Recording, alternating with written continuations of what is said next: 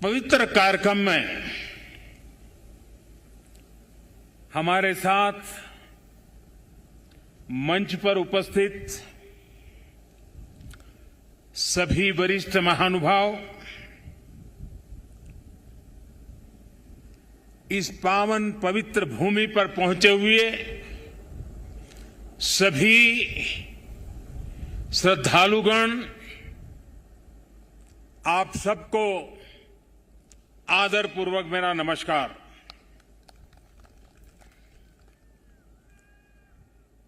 आज सभी मठों,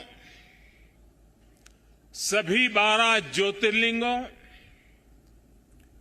अनेक शिवालय, अनेक शक्तिधाम, अनेक तीर्थ क्षेत्रों पर देश के गणमान्य महापुरुष, पूज्य संतगण, पूज्य शंकराचार्य परंपरा से जुड़े हुए सभी वरिष्ठ ऋषि मनीषी और अनेक श्रद्धालु भी देश के हर कोने में आज केदारनाथ की इस पवित्र भूमि के साथ, इस पवित्र माहौल के साथ सशरीर नहीं लेकिन आत्मिक रूप से वर्चुअल माध्यम से, टेक्नोलॉजी की मदद से वो वहां से हमें आशीर्वाद दे रहे हैं। आप सभी आदि शंकराचार्य जी की समाधि की पुनः स्थापना के साक्षी बन रहे हैं। ये भारत की आध्यात्मिक समृद्धि और व्यापकता का बहुत अलौकिक दृश्य है। हमारा देश तो इतना विशाल है, इतनी महान ऋषि परंपरा है, एक से बढ़कर एक तपस्वी आज भी भारत के हर कोने में आध्यात्मिक चेतना को जगाते रहते हैं।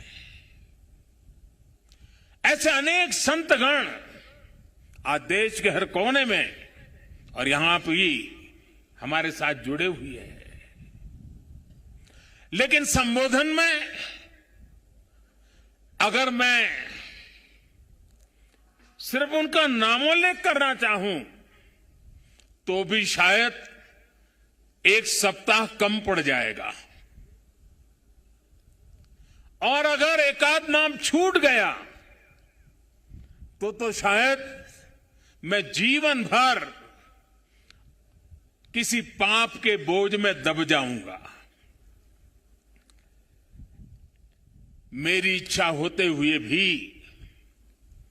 मैं इस समय सभी का नामोल्लेख नहीं कर पा रहा हूं, लेकिन मैं उन सबको आदरपूर्वक प्रणाम करता हूं।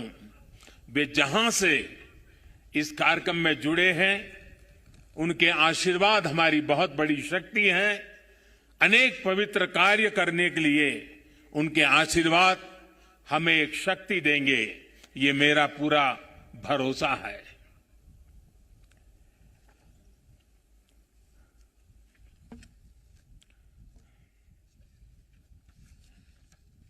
हमारे यहां कहा जाता है, आवाहनम न जानामि, न जानामि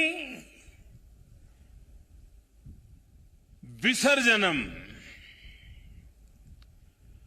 पूजनम चैव न जानामि क्षमस्व परमेश्वरम। इसलिए मैं हृदय से ऐसे सभी व्यक्तियों से माफी मांगते हुए इस पुण्य अवसर पर देश के कोने कोने से जुड़े शंकराचार्य, ऋषिगण, महान संत परंपरा के सभी अनुयायी, आप सबको यहीं से प्रणाम करके मैं आपका आशीर्वाद मांगता हूं।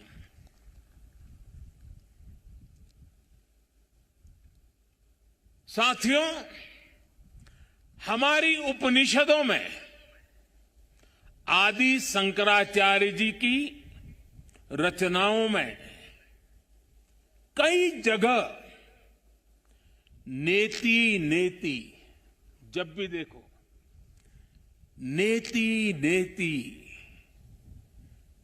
एक ऐसा भाव विश्व, नेति नेति कहकर एक भाव विश्व का विस्तार दिया गया है। रामचरितमानस को भी अगर हम देखें तो उसमें भी इस बात को दोहराया गया है, अलग तरीके से कहा गया है। रामचरितमानस में कहा गया है कि अभिगत अकथ अपार, अभिगत अकथ अपार, नेति नेति नित निगम कह, नेति नेति नित निगम कह। अर्थात कुछ अनुभव इतने अलौकिक, इतने अनंत होते हैं कि उन्हें शब्दों से व्यक्त नहीं किया जा सकता। बाबा केदारनाथ की शरण में आकर जब भी आता हूं, यहां के कण कण से जुड़ जाता हूं। यहां की हवाएं, ये हिमालय की चोटियां, ये बाबा केदार का सानिध्य न जाने कैसी अनुभूति की तरफ खींच के ले चला जाता है, जिसके लिए मेरे पास शब्द है ही नहीं। दीपावली के पवित्र पर्व पर कल मैं सीमा पर अपने सैनिकों के साथ था और आज तो ये सैनिकों की भूमि पर हूं। मैंने त्योहारों की खुशियां मेरे देश के जवान वीर सैनिकों के साथ बांटी। देशवासियों का प्रेम का संदेश, देशवासियों की उनके प्रति श्रद्धा, देशवासियों के उनके आशीर्वाद, 130 करोड़ आशीर्वाद लेकर के मैं कल सेना के जवानों के बीच गया था। और आज मुझे गोवर्धन पूजा के दिन, और गुजरात के लोगों के लिए तो आज नया वर्ष है,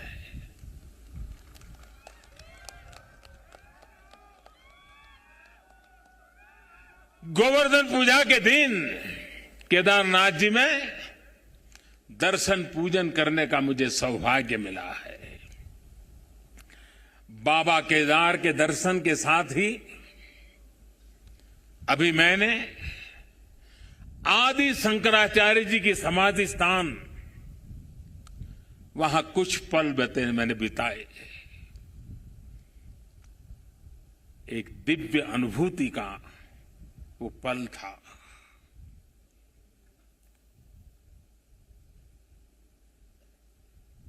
सामने बैठते ही लग रहा था कि आदि शंकर की आंखों से वो तेज पुंज, वो प्रकाश पुंज प्रवाहित हो रहा है, जो भव्य भारत का विश्वास जगा रहा है। शंकराचार्य जी की समाधि एक बार फिर और अधिक दिव्य स्वरूप के साथ हम सबके बीच है। इसके साथ ही सरस्वती तट पर घाट का निर्माण भी हो चुका है और मंदाकिनी पर बने पुल से गरुड़ चट्टी उस मार्ग को भी सुगम कर दिया गया है। और गरुड़ चट्टी का तो मेरा विशेष नाता भी रहा है। यहां एक दो लोग हैं पुराने जो पहचान जाते हैं। मैंने आपके दर्शन किए, मुझे अच्छा लगा। साधु तो चलता भला, यानी पुराने लोग तो चले गए हैं। कुछ लोग इस स्थान को छोड़ के चले गए, कुछ लोग इस धरा को छोड़ करके चले गए। अब मंदाकिनी के किनारे बाढ़ से सुरक्षा के लिए जिस दीवार का निर्माण किया गया है, इससे श्रद्धालुओं की यात्रा अब और सुरक्षित होगी। तीर्थ पुरोहितों के लिए नए बने आवासों से उन्हें हर मौसम में सुविधा होगी। भगवान केदारनाथ की सेवा उनके लिए अब कुछ सरल होगी, कुछ आसान होगी। और मैंने तो पहले देखा है, कभी प्राकृतिक आपदा आ जाती थी तो यात्री यहां फंस जाते थे, तो इन पुरोहितों के घरों में ही एक एक कमरे में इतने लोग अपना समय बिताते थे। और मैं देखता था कि हमारे पुरोहित खुद बाहर ठंड में ठिठुरते थे, लेकिन अपने जो यजमान आते थे, जो अपने उनकी चिंता करते थे। मैंने सब देखा हुआ है, उनके भक्ति भाव को मैंने देखा हुआ है। अब उन मुसीबतों से उनको मुक्ति मिलने वाली है। साथियों, आज यहां यात्री सेवाओं और सुविधाओं से जुड़ी कई योजनाओं का शिलान्यास भी हुआ है। पर्यटक सुविधा केंद्र का निर्माण हो, यात्रियों की और इस इलाके के लोगों की सुविधा के लिए आधुनिक अस्पताल हो, सारी सुविधाओं वाला अस्पताल हो, रेंज सेंटर हो,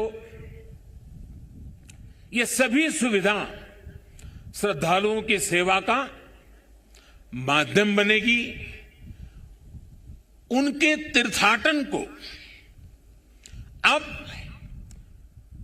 कष्ट से मुक्त, केदार से युक्त, जय भोले के चरणों में लीन होने का यात्रियों को एक सुखद अनुभव होगा। साथियों, बरसों पहले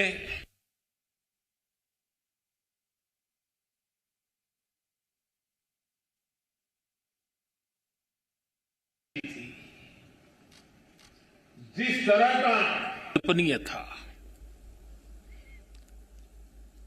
मैं मुख्यमंत्री तो गुजरात का था,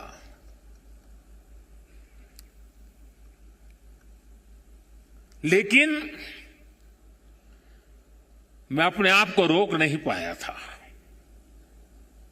मैं यहां दौड़ा चला आया था। मैंने अपनी आंखों से उस तबाही को देखा था, उस दर्द को देखा था। जो लोग यहां आते थे वो सोचते थे कि क्या अब ये हमारा केदार धाम या हमारा केदारपुरी फिर से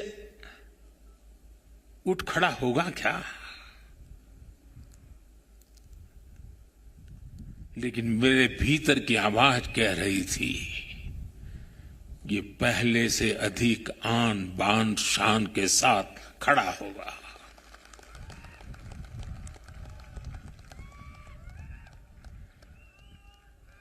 और ये मेरा विश्वास बाबा केदार के कारण था, आदि शंकर की साधना के कारण था, ऋषियों मुनियों की तपस्या के कारण था, लेकिन साथ साथ कच्छ के भूकंप के बाद कच्छ को खड़ा करने का मेरे पास अनुभव भी था, और इसलिए मेरा विश्वास था, और आज वो विश्वास अपनी आंखों से साकार हुआ देखना, इससे बड़ा जीवन का क्या संतोष हो सकता है।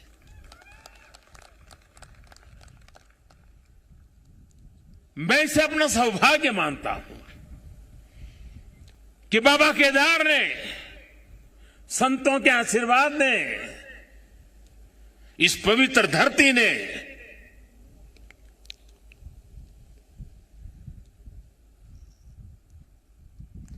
जिस मिट्टी ने, जिसकी हवाओं ने कभी मुझे पाला पोसा था, उसकी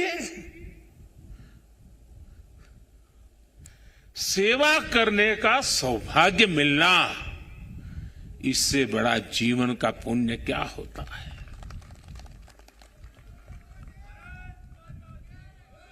इस आदि भूमि पर शाश्वत के साथ आधुनिकता का ये मेल, विकास के ये काम भगवान शंकर की सहज कृपा का ही परिणाम है। ये ईश्वर नहीं क्रेडिट ले सकता, इंसान क्रेडिट नहीं ले सकता, ईश्वर कृपा ही इसकी हकदार है।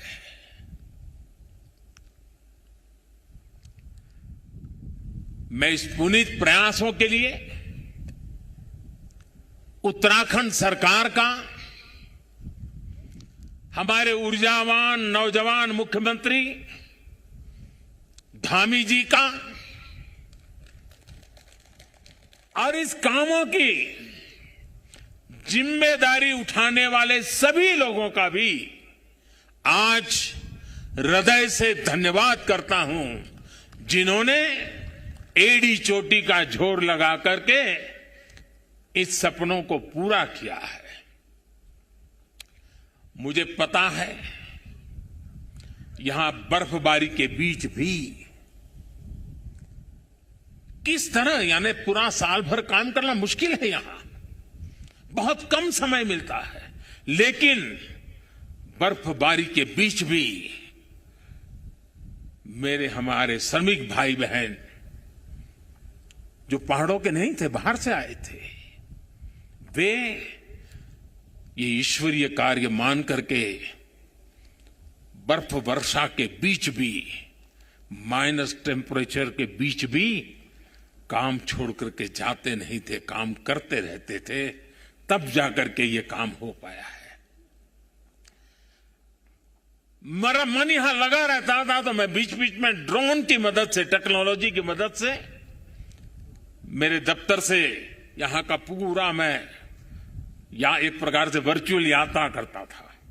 लगातार मैं उसकी बारीकियों को देखता था, काम कितना पहुंचा, महीने भर पहले कहां थे, इस महीने कहां पहुंचे, लगातार देखता था। मैं केदारनाथ मंदिर के सभी रावल और सभी पुजारियों का भी आज विशेष रूप से आभार प्रकट करना चाहता हूं, क्योंकि उनके सकारात्मक रवैये के कारण, उनके सकारात्मक प्रयासों के कारण, और उन्होंने परंपराओं का जो हमारा मार्गदर्शन करते रहे, उसके कारण हम इसको, इस पुरानी विरासत को भी बचा पाए और आधुनिकता भी ले पाए। और इसके लिए मैं इन पुजारियों का, रावल परिवारों का हृदय से आभार व्यक्त करता हूं। आदि शंकराचार्य जी के विषय में हमारे विद्वानों ने कहा है, शंकराचार्य जी के लिए हर विद्वान ने कहा है, शंकरो शंकरः साक्षात, अर्थात आचार्य शंकर साक्षात भगवान शंकर का ही स्वरूप थे। ये महिमा, ये देवत्व, आप उनके जीवन के हर क्षण हम अनुभव कर सकते हैं। उसकी तरफ जरा नजर करें तो सारी स्मृतियां सामने आ जाती हैं। छोटी सी उम्र में, बालक उम्र में अद्भुत बोध, बाल उम्र से ही शास्त्रों का, ज्ञान का, विज्ञान का निरंतर चिंतन। और जिस उम्र में एक साधारण मानवी साधारण रूप से संसार की बातों को थोड़ा देखना समझना शुरू करता है, थोड़ी जागृति का प्रारंभ होता है, उस उम्र में वो वेदांत की गहराई को, उसके गुढ़ार्थ को सांगोपांग विवेचन, उसकी व्याख्या अविरत रूप से किया करते थे।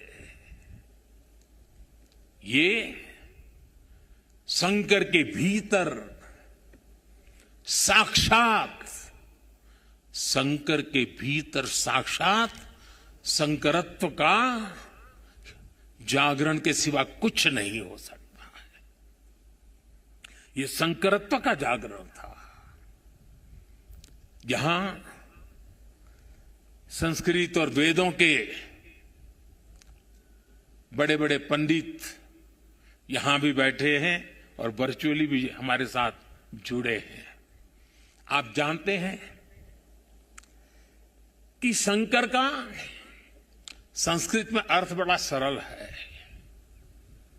शंकर का अर्थ संस्कृत में होता है शम करोति स शंकर, यानी जो कल्याण करे वही शंकर है। इस कल्याण को भी आचार्य शंकर ने प्रत्यक्ष प्रमाणित कर दिया था। उनका पूरा जीवन जितना असाधारण था, उतना ही वो जनसाधारण के कल्याण के लिए समर्पित थे। भारत और विश्व के कल्याण के लिए अहर्निश अपनी चेतना को समर्पित करते रहते थे। जब भारत राग द्वेष के भंवर में फंस करके अपनी एकजुटता को खो रहा था, तब यानी कितना दूर का संत देखते हैं, तब शंकराचार्य जी ने कहा था, न मे द्वेष रागो, न मे द्वेष रागो, न मे लोभ मोहो, मदो नैव मैं नैव मात्सर्य भाव। अर्थात राग द्वेष, लोभ मोह, ईर्ष्या, अहम, ये सब हमारा स्वभाव नहीं है। जब भारत की जाति पंथ की सीमाओं से बाहर देने की शंकाओं आशंकाओं को ऊपर उठने की मानव जात को जरूरत थी, तब समाज में चेतना फूकी और आदि शंकर ने कहा, न मे मृत्यु शंका न मे जाति भेद, यानी नाश विनाश की शंकाएं जात पात के भेद से हमारी परंपरा का कोई लेना देना नहीं है, हिस्सा नहीं है। हम क्या है, हमारा दर्शन और विचार क्या है, ये बताने के लिए आदि शंकर ने कहा चिदानंद रूप, चिदानंद रूप शिवोहम शिवोहम, चिदानंद रूप शिवोहम शिवोहम। अर्थात आनंद स्वरूप शिव हम ही है। जीवत्व से ही शिवत्व है। और अद्वैत का सिद्धांत, कभी कभी अद्वैत के सिद्धांत को समझाने के लिए बड़े बड़े ग्रंथों की जरूरत पड़ती है। मैं तो इतना विद्वान नहीं हूं। मैं तो सरल भाषा में अपनी बात समझता हूं और मैं इतना ही कहता हूं, जहां द्वैत नहीं है वही तो अद्वैत है। शंकराचार्य जी ने भारत की चेतना में फिर से प्राण फूके और हमें हमारी आर्थिक परमार्थिक उन्नति का मंत्र दिया। उन्होंने कहा, ज्ञान विहीन, देखिए ज्ञान की उपासना की महिमा हमारा कितना महत्व रखता है। ज्ञान विहीन सर्वमतेन मुक्तिम न भजति जन्मशतेन। यानी दुख, कष्ट और कठिनाइयों से हमारी मुक्ति का एक ही मार्ग है और वो है ज्ञान।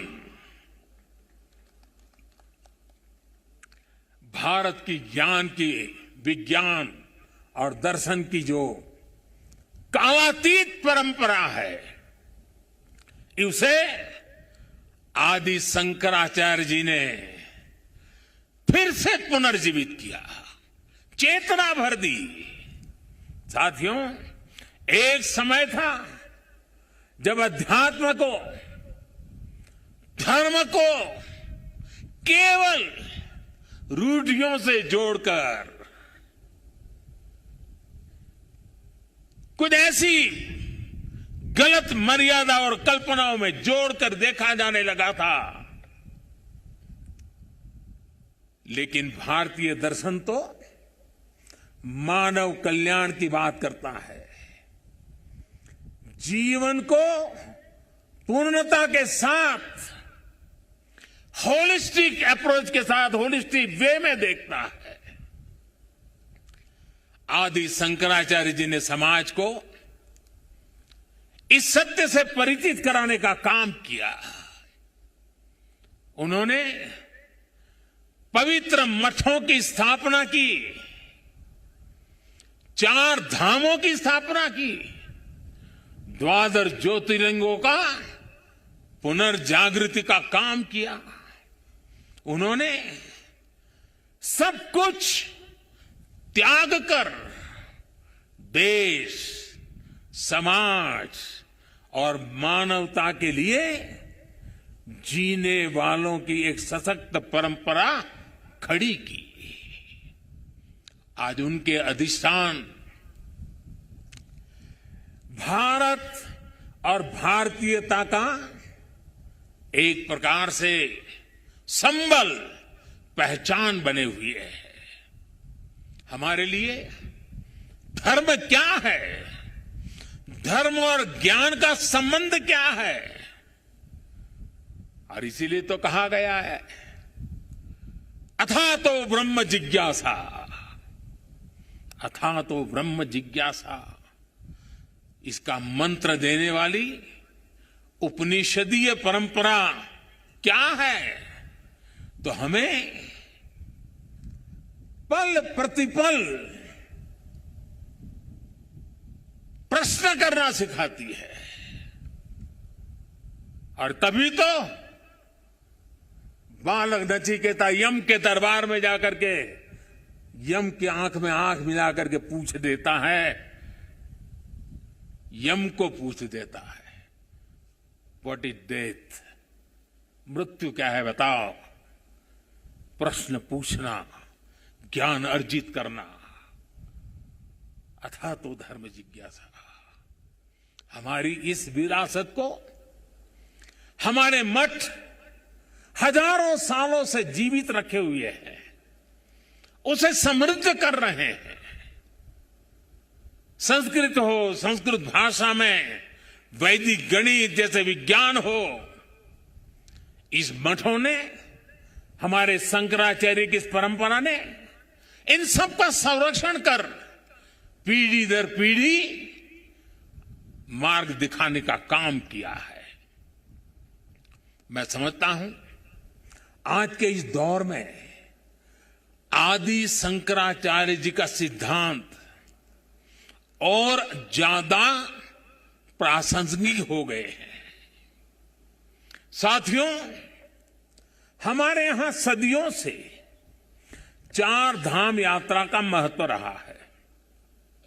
12 ज्योतिर्लिंग के दर्शन की, शक्तिपीठों के दर्शन की, अष्टविनायक जी के दर्शन की, ये सारी यात्रा की परंपरा, ये तीर्थाटन हमारे यहां जीवन काल का हिस्सा माना गया है। ये तीर्थाटन हमारे लिए सिर्फ सैर सपाटा पर्यटन भर नहीं है, ये भारत को जोड़ने वाली, भारत का साक्षात कराने वाली एक जीवंत परंपरा है।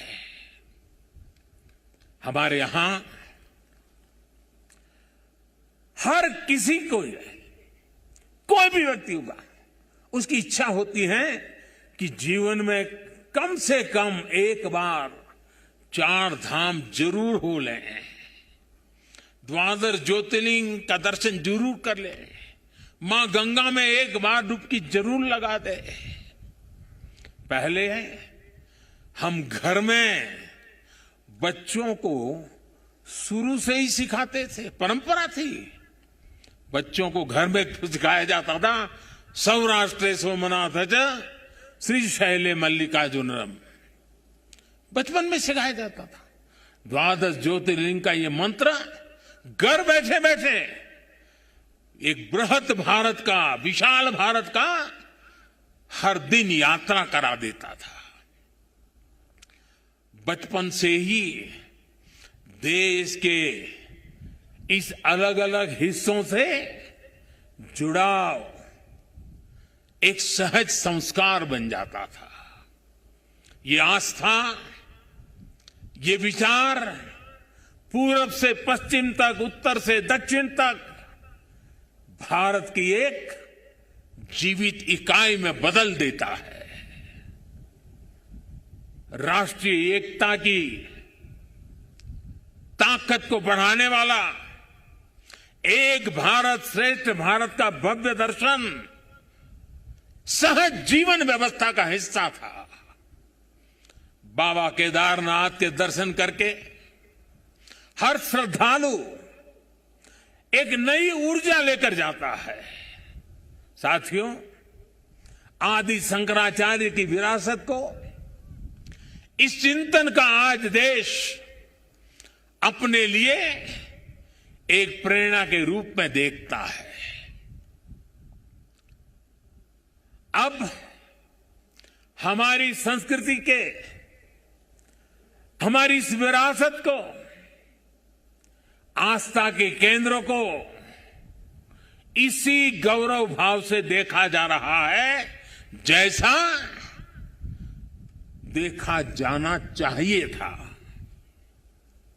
आज अयोध्या में भगवान श्री राम का भव्य मंदिर पूरे गौरव के साथ बन रहा है। अयोध्या को उसका गौरव सदियों के बाद वापस मिल रहा है। अभी 2 दिन पहले अयोध्या में दीपोत्सव का भव्य आयोजन, और पूरी दुनिया ने उसे देखा है। भारत का प्राचीन सांस्कृतिक स्वरूप कैसा रहा होगा, आज हम इसकी कल्पना कर सकते हैं। इसी तरह उत्तर प्रदेश में ही काशी का भी कायाकल्प हो रहा है। विश्वनाथ धाम का कार्य बहुत तेज गति से अब तो पूर्णता की तरफ आगे बढ़ रहा है। बनारस में सारनाथ, नजदीक में कुशीनगर, बोध गया, यहां सब जगह पे एक बुद्ध सर्किट के अंतर्राष्ट्रीय पर्यटन को आकर्षित करने के लिए, विश्व के बुद्ध के भक्तों को आकर्षित करने के लिए एक बहुत तेजी से काम चल रहा है। भगवान राम से जुड़े जितने भी तीर्थ स्थान है उनको भी जोड़ करके एक पूरा सर्किट बनाने का काम भी आज चल रहा है। मथुरा वृंदावन में भी विकास के साथ साथ यहां की शुचिता, पवित्रता को लेकर संतों की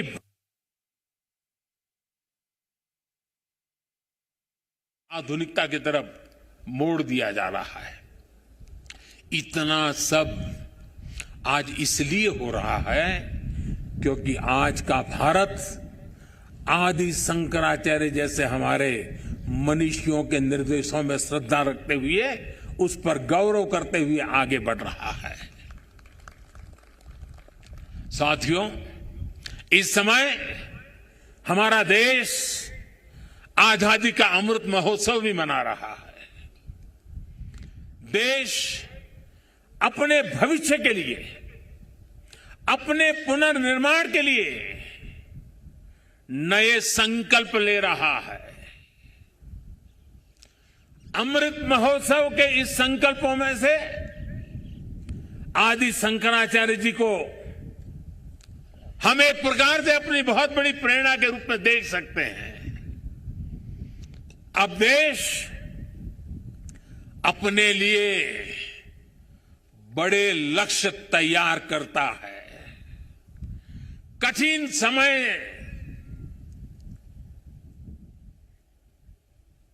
और सिर्फ समय नहीं, समय की सीमा भी हम निर्धारित करते हैं। तो कुछ लोग कहते हैं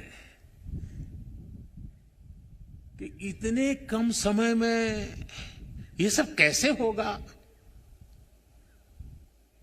कभी कभी लोग ये भी कहते हैं, अरे यार होगा भी कि नहीं होगा।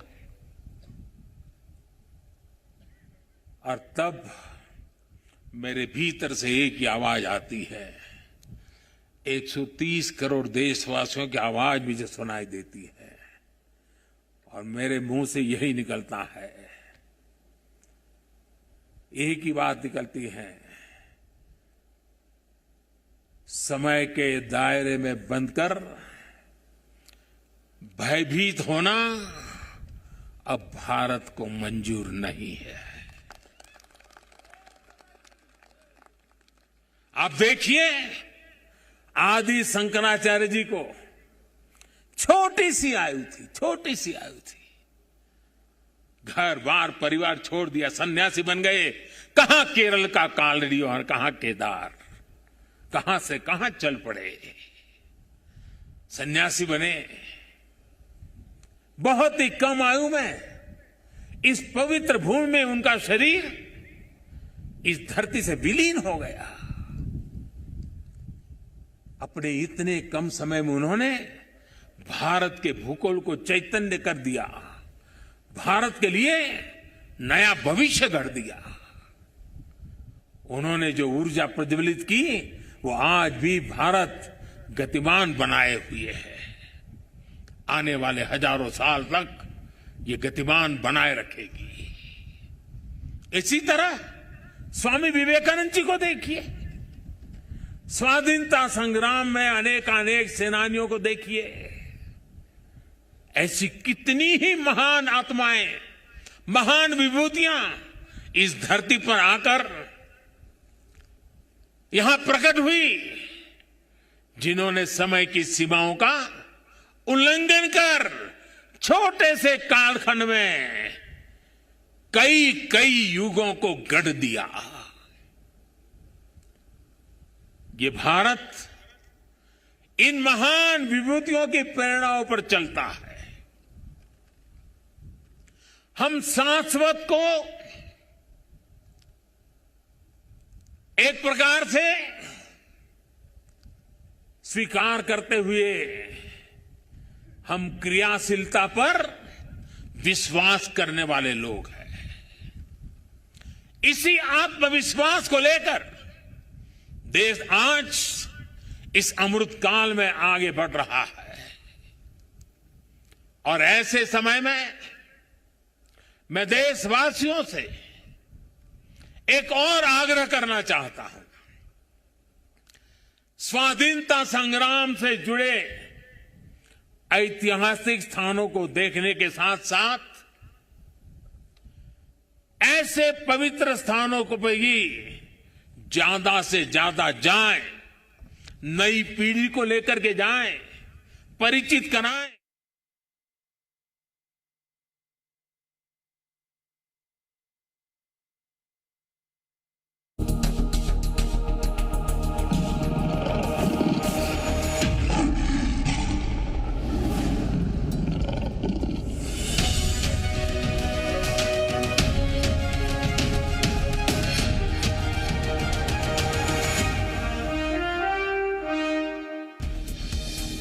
केदार धाम में पीएम मोदी ने की महादेव की विधिवत पूजा अर्चना और आरती। केदार धाम में विकास योजनाओं का भी किया लोकार्पण। आदि शंकराचार्य की 12 फीट ऊंची प्रतिमा का अनावरण, मूर्ति के आगे लगाया ध्यान।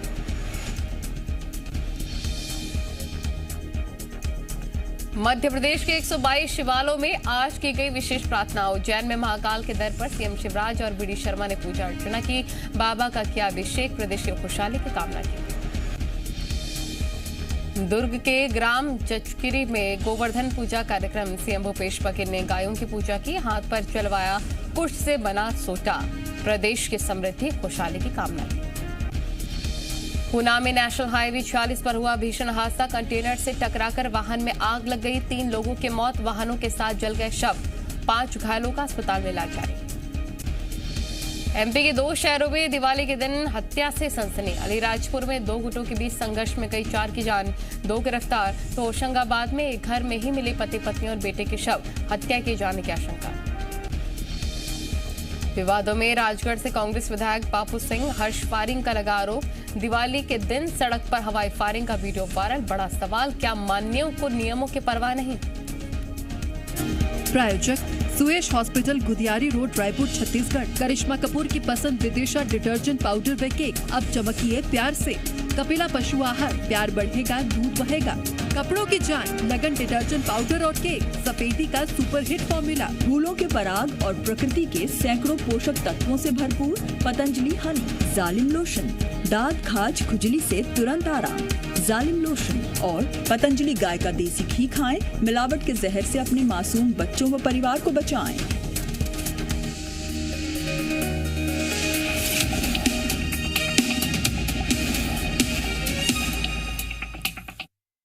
बनाने की दिशा में तैयारियां चल रही हैं। इसके अलावा ऋषिकेश और कर्णप्रयाग को रेल से भी जोड़ने का प्रयास हो रहा है। अभी मुख्यमंत्री जी कहते थे पहाड़ के लोगों को तो रेल देखना भी दुष्कर होता है, अब रेल पहुंच रही है। दिल्ली देहरादून हाईवे ये बनने के बाद देहरादून से दिल्ली आने वालों के लिए समय और कम हो जाने वाला है। इस सब कामों को उत्तराखंड के पर्यटन को बहुत बड़ा लाभ मिलने वाला है। और मेरे शब्द उत्तराखंड के लोग लिख करके रखे। जिस तेज गति से इंफ्रास्ट्रक्चर बन रहा है, पिछले 100 साल में जितने यात्री यहां आए हैं ना, आने वाले 10 साल में उससे भी ज्यादा आने वाले हैं। आप कल्पना कर सकते हैं यहां की अर्थव्यवस्था को कितनी बड़ी ताकत मिलने वाली है। 21वीं शताब्दी का ये तीसरा दशक, ये उत्तराखंड का दशक है। मेरे शब्द लिख के रखिए, मैं पवित्र धरती पर से बोल रहा हूं। हाल के दिनों में हमने सभी ने देखा है कि किस किस तरह चार धाम यात्रा आने वाले श्रद्धालुओं की संख्या लगातार रिकॉर्ड तोड़ रही है। और ये कोविड न होता तो न जाने ये संख्या कहां से कहां पहुंच गई होती। उत्तराखंड में मुझे ये भी बहुत खुशी हो रही है, खासकर मेरी माताएं बहनें, और पहाड़ में तो माताओं बहनों की ताकत का एक अलग ही सामर्थ्य होता है। जिस प्रकार से उत्तराखंड के छोटे छोटे स्थानों पर प्रकृति की गोद में होम स्टे का नेटवर्क बन रहा है, सैकड़ों होम स्टे बन रहे हैं। माताएं बहनें और लोग भी जो यात्री आते हैं वे भी होम स्टे को पसंद करने लगे हैं। रोजगार भी मिलने वाला है, स्वाभिमान से जीने का अवसर भी मिलने वाला है। यहां की सरकार जिस तरह विकास के कार्यों में जुटी है, इसका और एक लाभ हुआ है।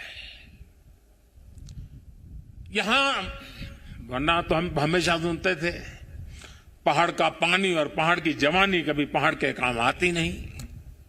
मैंने इस बात को बदला है, अब पानी भी पहाड़ को काम आएगा, जवानी भी पहाड़ को काम आएगी। पलायन रुकना है, एक के बाद एक जो निर्णय हो रहे हैं, पलायन रुकना है। मान के चलिए साथियों, मेरे नौजवान दोस्तों, ये दशक आपका है, उत्तराखंड का है, उज्जवल भविष्य का है। बाबा केदार के आशीर्वाद हमारे साथ है। ये देवभूमि, मातृभूमि की रक्षा करने वाले अनेकों वीर बेटे बेटियों की ये जन्मस्थली भी है। यहां का कोई घर, कोई गांव ऐसा नहीं है जहां पराक्रम की कोई गाथा का परिचय न हो। आज देश जिस तरह अपनी सेनाओं का आधुनिकीकरण कर रहा है, उन्हें आत्मनिर्भर बना रहा है, उससे हमारे वीर सैनिकों की ताकत और बढ़ रही है। आज उनकी जरूरत को, उनकी अपेक्षाओं को, उनके परिवार की आवश्यकताओं को बहुत प्राथमिकता देकर के काम किया जा रहा है। ये हमारे ही सरकार है जिसने वन रैंक वन पेंशन की 4 दशक पुरानी मांग को पिछली शताब्दी की मांग इस शताब्दी में मैंने पूरी की। मुझे संतोष है, मेरे देश की सेना के जवानों के लिए मुझे सेवा करने का मौका मिला। इसका लाभ तो उत्तराखंड के करीब करीब हजारों परिवारों को मिला है, निवृत्त सैनिक परिवारों को मिला हुआ है। साथियों, उत्तराखंड ने कोरोना के खिलाफ लड़ाई में जिस तरह का अनुशासन दिखाया वो भी बहुत अभिनंदनीय है, सराहनीय है। भौगोलिक कठिनाइयों को पार कर आज उत्तराखंड ने उत्तराखंड के लोगों को 100% सिंगल डोज का लक्ष्य हासिल कर लिया है। ये उत्तराखंड को ताकत का दर्शन कराता है, उत्तराखंड के सामर्थ्य को दिखाता है। और जो लोग पहाड़ों से परिचित हैं ना, उनको पता है कि काम आसान नहीं होता है। घंटों घंटों तक पहाड़ की चोटियों पर जाकर के 2 या 5 परिवार को वैक्सीनेशन दे करके रात रात चल करके घर पहुंचना होता है। कष्ट कितना होता है मैं अंदाज लगा सकता हूं। उसके बाद भी उत्तराखंड ने काम किया है। क्यों? उत्तराखंड के एक एक नागरिक की जिंदगी बचानी है। और इसके लिए मुख्यमंत्री जी, आपको, आपकी टीम को मैं बधाई देता हूं। आज मुझे विश्वास है कि जितनी ऊंचाइयों पर उत्तराखंड बसा है, जितनी ऊंचाइयों पर उत्तराखंड बसा है, उससे भी ज्यादा ऊंचाइयों को मेरा उत्तराखंड हासिल करके रहेगा।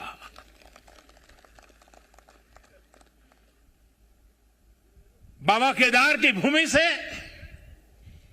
आप सबके आशीर्वाद से देश के कोने कोने से संतों के, महंतों के, ऋषियों के, मुनियों के, आचार्यों के आशीर्वाद के साथ आज इस पवित्र धरती से अनेक संकल्पों के साथ हम आगे बढ़े।